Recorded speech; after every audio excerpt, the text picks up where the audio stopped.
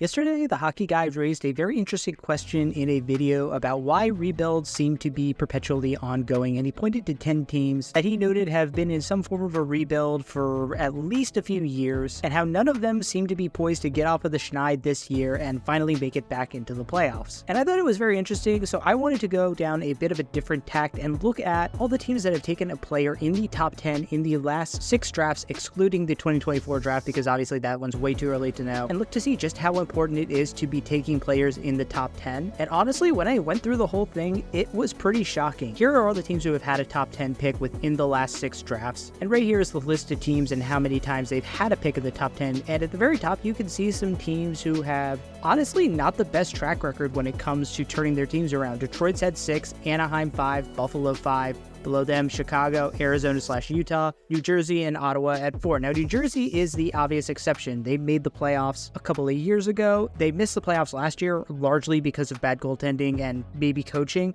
and they seem poised to make it back to the playoffs this year. But for those other teams, they are all still several years removed from their last playoff berth, despite the fact that they have had a ton of opportunities to grab elite talent in the draft. And the other thing to note is when you look at the other end of this list, the teams who have had very few top 10 picks, it's the exact opposite story. Only 3 of those teams, San Jose, Philadelphia, and St. Louis, have failed to make it back into the playoffs since having a top 10 pick.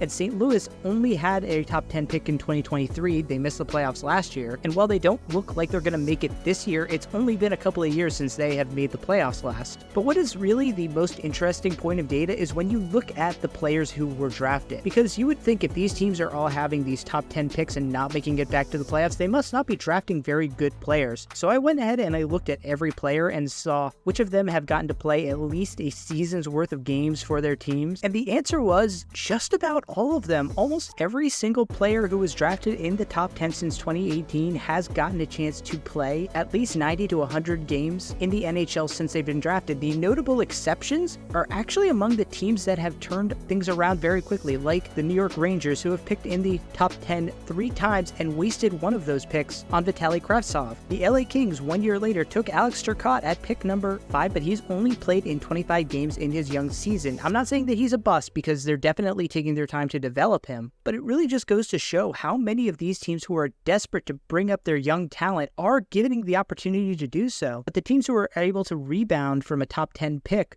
are the ones who don't really have to do that. Another great example, the New Jersey Devils took Simon Nemec at pick 2 at 2022. He is still not getting full NHL time as they're giving him more time to develop. The LA Kings also took the slow approach with Brandt Clark, who they took 8th overall in 2021. They gave him time in the OHL and AHL before bringing him to the NHL full-time this season. My Washington Capitals took Brian Leonard at pick 8 2 years ago, and even though he's probably ready to make the jump to the NHL right now, they're letting him play a couple of seasons in college. And I don't necessarily think it's a matter of, well, you should let these kids have more time in the junior and minor leagues to develop, but more that the teams that tend to get off the rebuild hamster wheel are the ones who don't just wait for their young players to come up and suddenly elevate their seasons. They use their high draft capital for a year or two and then go out and they spend money, like the New York Rangers did after they drafted Alexis Lafreniere, like the New Jersey Devils did after they drafted Jack Hughes, like the Carolina Hurricanes did after they drafted Andrei Svechnikov. I think that too many teams just rely on the draft as a crutch to augment their talent pool, when in reality, I think they need to be a bit more aggressive in terms of flipping things around. Rebuild should not take 5-6 years, because if you wait that long, then those young kids who you bring up, they start to get accustomed to losing, and they start to have the expectation that they're going to lose. That's why I'm hard on teams like Montreal, like Buffalo, like Columbus, who have been bad perpetually and just don't seem interested or willing to make big moves and bring in players who can help their teams turn things around quickly. Stop relying on these young kids to come in and save your franchise. Be a good GM,